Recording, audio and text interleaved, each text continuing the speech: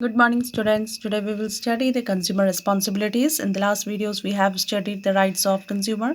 These two goes hand by hand, and these are also important as much as these rights are important. Now, see the first point: consumer should have knowledge about the market. Means consumer को अपने market में जो भी goods and services available है, they should know what they are and they choose अगर उनको पता होगा कि ये मार्केट में क्या गुड्स एंड सर्विसेज है तो वो उसमें से बेस्ट चॉइस कर सकते हैं। तो इसके लिए क्या है, नॉलेज होना ज़रूरी है कंज्यूमर को। Next point is your consumer must be quality conscious. Means quality conscious means consumer should give preference to the quality product चीज़ों को प्रेफरेंस देंगे तो उन्हें जो भी और जो खुले प्रोडक्ट में जो चीज़ें रहती हैं, जो माल प्रैक्टिसेस रहते हैं, फ्रॉड होने के चांसेस रहते हैं, तो उससे वो अवॉइड हो सकते हैं। अगर क्वालिटी बेस्ड चीज़ों को वो प्रेफरेंस देंगे तो ये उनके गुड्स के स्टैंडर्ड को भी एश्योरेंस देते हैं। मीन्स गुड्स के स्टैंडर्ड को भी वो उसके वजह से भी वो एश्योर्ड रहते हैं। मीन्स भरोसा रहता है उनको कि हम क्वालिटी बेस्ड चीज़ें यूज़ कर रहे हैं तो ये अच्छे प्रोडक्ट्स ही हैं। Next is the third point is use the product safely. अब use product safely means consumer should learn about the risk associated with the products. Means consumer should know what the risk is related to that product. जब भी वो कोई product खरीद रहा है, अगर कोई इलेक्ट्रॉनिक चीज़ है, ऐसी और भी चीज़ें हैं, तो उससे रिलेटेड रिस्क भी उनको जान लेना चाहिए। मीन्स कोई भी प्रोडक्ट जब खरीदते हैं तो उससे रिलेटेड रिस्क भी कंज्यूमर को जानना ज़रूरी रहता है। जो मैन्युफैक्चरर ने इंस्ट्रक्ट किया रहता है उसे हमें ज़रूर पढ़ लेना चाहिए। Next is the consumer must refer labels carefully. देखिए, जो लेबल्स रहते हैं उससे हमें इंफॉर्मेशन मिलता है, जो भी उसमें प्रोडक्ट कंटेंट है उसकी इंफॉर्मेशन मिलती है। तो मैन्युफैक्चरर ने क्या उसमें इंफॉर्मेशन दिया हुआ है, what are the information given by the manufacturer is written in that label and that should be read by the consumers. Insist on cash memo. अब कैश मेमो जब भी कंज्यूमर प्रोडक्ट खरीदते हैं तो they should ask for the cash memo. Cash memo लेना बहुत important है consumer को। Consumer must be honest. Consumer must be honest means consumer should deal in a goods which are legally advised, legally serviced means illegal goods should be avoided and discourage the malpractices like black marketing, hoardings. All these should be avoided by the consumer means जो भी fraud practice होते हैं उनसे related जो seller रहते हैं उनसे हमें कोई भी चीज़ें नहीं खरीदनी चाहिए, उनको बॉयकॉट करना चाहिए। तो ऐसे हम क्या कर सकते हैं, जो भी ये प्रैक्टिस करने वाले पर्सन्स हैं उनको हम अवॉइड कर सकते हैं मार्केट से। Next is the consumer must file A complain. अगर कंज्यूमर को लगता है if consumer finds that he is getting the defective product and due to that defective product he is facing many problems, तो उसके लिए वो complaint file कर सकता है। Next is the form consumer organisations. Organisation should be form means organisation consumer organisation should be formed. Consumer organisation अगर बनाया तो इससे बहुत आसानी रहती है। क्या आसानी रहती है इसमें, कंज्यूमर अपने व्यू पॉइंट्स रख सकते हैं और वो ऑर्गेनाइजेशंस भी कंज्यूमर के वेलफेयर के लिए काम करते रहते हैं। तो इससे उनके वेलफेयर में उनके जो दिक्कतें हैं वो भी शॉर्ट आउट हो जाता है easily. Next is the respect the environment. Consumer must save the environment by avoiding waste, littering and contribution to pollution. See consumer must save the environment means consumer भी सोसाइटी का part है, ठीक है। तो इसलिए हमें अपने इन्वायरमेंट को क्या करना चाहिए, सेव करते हुए जो भी प्रोडक्ट हम खरीद रहे हैं उसको डिस्पोजल कहाँ करना है वो सारी चीज़ें हमें देखना चाहिए। किसको, कंज्यूमर को भी देखना चाहिए, उनको भी ध्यान रखना चाहिए क्योंकि इन्वायरमेंट का ही part consumer is a society's part और सोसाइटी कहाँ पर, इन्वायरमेंट में है। इन्वायरमेंट से रिलेटेड हैं सारे कंज्यूमर्स, तो इसमें कंज्यूमर को ध्यान रखना चाहिए, हमारे इन्वायरमेंट को भी सेफ रखना है। Next is the assert yourself to ensure that you get a fair deal means rights and responsibilities go simultaneously. If we ask for our rights we should fulfill the responsibilities first means हमें अपनी responsibilities को भी समझना चाहिए, जो हमारी responsibilities है और अपनी रिस्पॉन्सिबिलिटीज़ को समझते हुए हमें फेयर डील करना चाहिए। मीन्स डील हमें, जैसे यहाँ पर कहा गया है कि फ्रॉड जो डीलर्स रहते हैं उनको अवॉइड करना है, तो ऐसे हमें अपने डील्स जो है फेयरली डील होनी चाहिए हमारे जो कंज्यूमर और सेलर है उसके बीच में। So these are the responsibilities. अपनी रिस्पॉन्सिबिलिटीज़ को अगर कंज्यूमर समझे तो वो उनको जो भी वो डील कर रहे हैं तो उससे उनको फेयरली प्रोडक्ट मिल सकता है।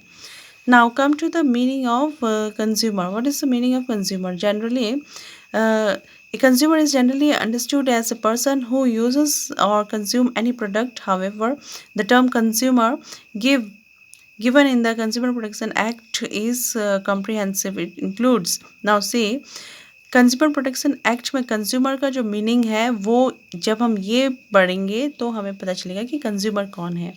तो कंज्यूमर ऑफ गुड्स, अपने consumer of goods includes persons who buys goods for consideration. जो भी पर्सन गुड्स खरीद रहा है अपने यूज़ के लिए और उसके बदले में वो कुछ पेमेंट कर रहा है या फिर उसने प्रॉमिस कर रखा है पेमेंट करने का, तो वो क्या हो गया, consumer of goods. Next point is consumer of service. Means कोई भी जो पर्सन है वो कोई भी सर्विस ले रहा है और उसके बदले में वो कुछ पेमेंट कर रहा है, पे कर रहा है, that is the consumer of service. These 2 points defines that the meaning of consumer. Now see the topic, who can file a complaint. This is important topic. A complaint under section 2B of the Consumer Protection Act 1986 before the appropriate consumer forum can be filed by who can file a complaint. कौन complaint file कर सकता है? Any consumer, जो consumer है वो file कर सकता है। Any registered consumer, जो registered होंगे वो कंज्यूमर भी फाइल कर सकते हैं। एसोसिएशन, कंज्यूमर एसोसिएशन फाइल कर सकते हैं। The central government or any state government ये भी फाइल कर सकते हैं। One or more consumer on behalf of numerous consumer having the same interest. तो ये भी जो है किसी प्रोडक्ट को अगर कंज्यूमर को लगता है कि इस प्रोडक्ट में बहुत ज़्यादा कुछ प्रैक्टिसेस हो रखे हैं, मीन्स जैसे आपने देखा होगा कोको कोला से रिलेटेड ऐसे केसेस आते रहते हैं टाइम टू टाइम। तो ये क्या है, बहुत सारे कंज्यूमर का सेम इंटरेस्ट रहता है और उसमें कोई एक कंज्यूमर फाइल करता है। इलीगल हायर और representative of A deceased consumer, तो ये सारे लोग जो है क्या कर सकते हैं, एक कंप्लेंट फाइल कर सकते हैं। Against whom a complaint can be filed, किसके खिलाफ जो कंप्लेंट फाइल किया जा सकता है। A complaint can be filed against the seller, manufacturer or dealer of goods which are defective. तो यहाँ पर सेलर, मैन्युफैक्चरर या डीलर से हम डीलर के लिए हम कंप्लेंट फाइल कर सकते हैं जो डिफेक्टिव प्रोडक्ट सेल कर रहे हैं। द और सर्विसेज प्रोवाइड कर रहे हैं वहाँ पे भी अगर कोई उनकी कमी आती है तो वहाँ पे भी हम क्या कर सकते हैं, फाइल कर सकते हैं, कंप्लेंट फाइल कर सकते हैं। अब देखिए गवर्नमेंट ने क्या कर रखा है, 3 टायर बना रखे हैं ताकि कंज्यूमर यहाँ जा कर के अपनी कंप्लेंट कर सके। तो यहाँ पर इनको हम करते हैं national commission, state commission, district forum. और जब भी ये जो 3 स्टेप्स, 3 टायर कहा गया है, सबसे पहले नीचे का डिस्ट्रिक्ट फोरम है, फिर स्टेट कमीशन है, फिर नेशनल कमीशन। यहाँ के जब कंज्यूमर को यहाँ उसकी सुनवाई नहीं हो पाती, वो सेटिस्फाई नहीं होते, तो वो नेक्स्ट स्टेप में जा सकता है स्टेट कमीशन में। यहाँ भी अगर उसको सेटिस्फाइड नहीं होता है तो यहाँ जा सकता है। और इनके लिमिट्स भी रखे हुए हैं कि यहाँ कौन जाएगा, डिस्ट्रिक्ट फोरम में कौन जाएगा, जो भी consumer when claim does not exceed 20 lakhs। तो यहाँ पर 20 लाख से कम वाले लोग यहाँ जा कर के अपनी कंप्लेंट कर सकते हैं। और 20 लाख से अबव और 1 करोड़ से नीचे तक के डिस्ट्रिक्ट स्टेट कमीशन में, और अबव 1 करोड़ जो है वो कहाँ जा सकते हैं, नेशनल कमीशंस में। तो इसको 3 टायर कहा गया है, 3 टायर्स रिड्रेसल एजेंसीज। ठीक है, तो ये 3 टायर्स हैं, यहाँ कंप्लेंट कर सकते हैं। तो ये फैसिलिटीज़ प्रोवाइड कर रखी है गवर्नमेंट ने। तो ये फैसिलिटीज़ प्रोवाइड कर रखी है और साथ ही साथ हमें ये भी देखने को मिलता है consumer awareness, role of consumer organisations and NGOs.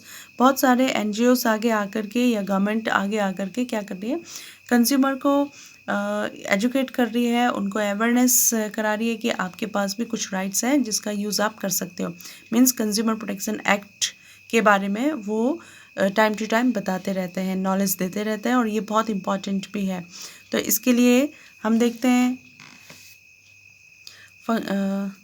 These NGOs are performing many functions like educating the general public को वो educate करती है, publishing periodicals and other publications to impart knowledge, और time to time वो periodicals magazines वगैरह भी publish करती है नॉलेज को इम्पार्ट करने के लिए, नॉलेज को देने के लिए, कि कंज्यूमर प्रोटेक्शन एक्ट का जो नॉलेज है उसको सब पब्लिक में पहुंचाने के लिए। Carrying out comparative testing of consumer products in, और टाइम टू टाइम वो एनजीओज जो हैं वो किसी भी प्रोडक्ट को टेस्ट भी करते हैं ताकि कंज्यूमर को अच्छी प्रोडक्ट मिल सके।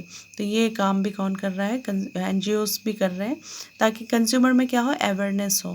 तो these are the points students.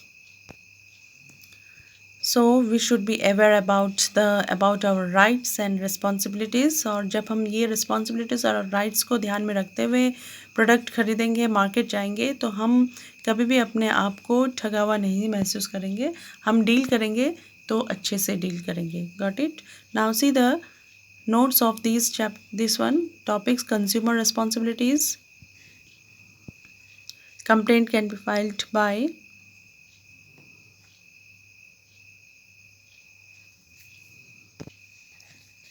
complaint can be made against three-tier redressal agencies. Consumer awareness, role of consumer organizations and NGOs. Okay, now this chapter is completed and your business studies course has also been completed. Okay, thank you students.